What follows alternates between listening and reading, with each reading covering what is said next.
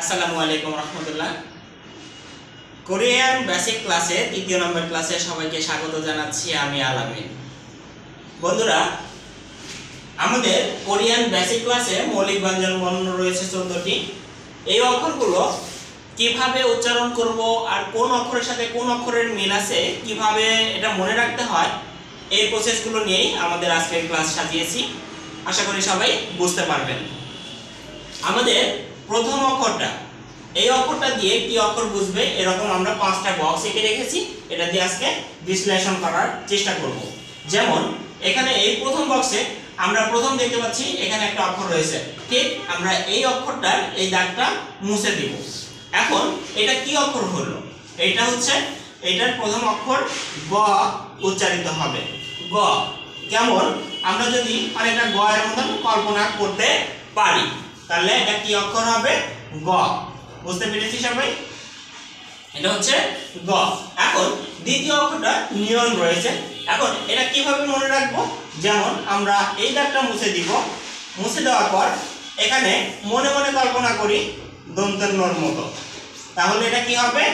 এটা প্রথম অক্ষরটার পর এটা দন্তের ন, এটা ন উচ্চারিত হবে। এটা ন উচ্চারিত হবে। এরপর যে অক্ষরটা রয়েছে দীর্ঘ, আমরা শুধু এই দাগটা মুছে দিব, তাহলে এটা দ এর মতো উচ্চারিত হবে। দ। যেমন এটা আরেকটা অক্ষর দিয়ে দিলে কি হবে? দ। আমরা যদি এভাবে কল্পনা করি, দ দেখা যাচ্ছে না বন্ধু? তাহলে এটা আমি দ বলতে পারবো। এটার উচ্চারণ হবে দ। এখন পরবর্তী যে অক্ষরটা রয়েছে এটা হচ্ছে মিয়ন। এটা মায়ের সাথে কল্পনা করা হয়। যেমন হচ্ছে মা তার পুরা জগৎটাকে একটা জগতের মতন কল্পনা করেন, তার সমস্ত সন্তানকে একটা বক্সের মতন করে রেখে দিতে চান, বাইরে দিতে দেন না। এই জন্য এটা মায়ের মতন। মো, এটা হচ্ছে মা, তার মানে মো। এখন মায়ের সাথে বাবার একটা কি পাওয়ার রয়েছে, যে মায়ের পরে বাবা তার সন্তানকে আগলে রাখতে চান, কিন্তু বাবা একটু বেশি সাপোর্ট দিয়ে থাকেন, বেশি অনুভূতি দিয়ে থাকেন, এজন্য বাবার পাওয়ার বেশি। তাহলে আমরা কি করব? বাবার একটু পাওয়ার বাড়ায় দিব। এটা হচ্ছে বাবা। ব, এটা ব। আমরা কয়েকটা অক্ষর পেলাম। একটা হচ্ছে গ, ন, দ, ম, ব। কিভাবে?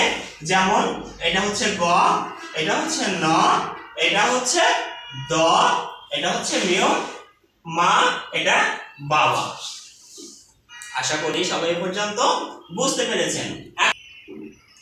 এখন আমরা দেখব একই প্রসেসে আমরা বক্সগুলো দিয়ে অক্ষর সাজিয়েছিলাম, তাই না? এখন আমরা এই অক্ষরগুলোর যে প্যাটার্নগুলো রয়েছে আমরা প্যাটার্নে ফিরে এলাম। এই হচ্ছে আমাদের অক্ষরগুলোর প্যাটার্ন। এখন মায়ের 3টা সন্তান রয়েছে। যেমন এক ভাই, আরেক ভাই, আরেক ভাই, মোট 3 ভাই। এখন এই 3 ভাইকে, প্রথম ভাইকে সবসময় স্নেহ মায়া এদের বেশি থাকে, স্নেহ সম্মান। এই জন্য স্নেহ সম্মান কার বেশি থাকে? বড় ভাইয়ের।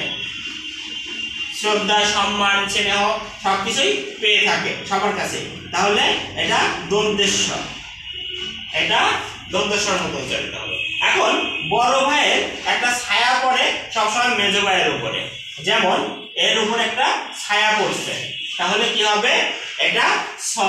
ছায়া পড়ার কারণে বড় ভাইয়ের একটা ছায়া পড়ায়।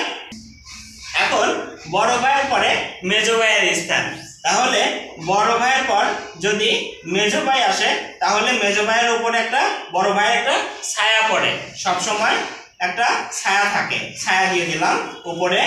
এখন এই মেজ ভাই, এটা কি ভাই? মেজ, এটা ঝ, মেজ ভাই। মেজ ভাইয়ের ঝ উচ্চারিত হবে। এখন এইটা অনেক সময় ঝ, আবার কখনো বর্গীয় জ উচ্চারিত হয়, তার মানে দুইটাই উচ্চারণ জ, জ। এখন অনেক সময় জ বা ঝ উচ্চারিত হবে। এরপর যে ভাইটা রয়েছে সেটা হচ্ছে তৃতীয় নাম্বার ভাই।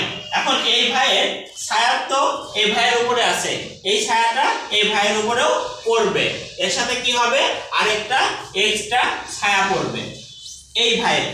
তার মানে এই ভাই যে ছায়াটা দিয়েছে সেই ছায়াটা এও পাবে, এরপর আরেকটা ছায়া দিয়ে দিব, তখন উচ্চারিত হবে কি দুই ভাইয়ের ছায়া পড়ে কি হয়েছে ছায়া পড়াতে সিও, তার মানে স উচ্চারিত হবে। এই ভাইয়ের ছায়া এখানে পড়ছে, এই ভাইয়ের ছায়াও এখানে পড়ছে, দুই ভাইয়ের ছায়া সে স উচ্চারিত হবে সিও। আলহামদুলিল্লাহ আমরা এ পর্যন্ত যারা শেষ করতে পারছি আশা করি সবাই বুঝতে পারছি। এখন আমাদের বাকি কিছু অক্ষর রয়েছে, যেমন আমরা এইখানে যেভাবে লিখে রেখেছি এই প্রক্রিয়াটায় আমরা সম্পূর্ণ অক্ষরগুলো লিখে নিই, কেন কিছু ব্যতিক্রমী রয়েছে। যেমন আমরা যে রিওলটা আমাদের বাকি আছে, এখন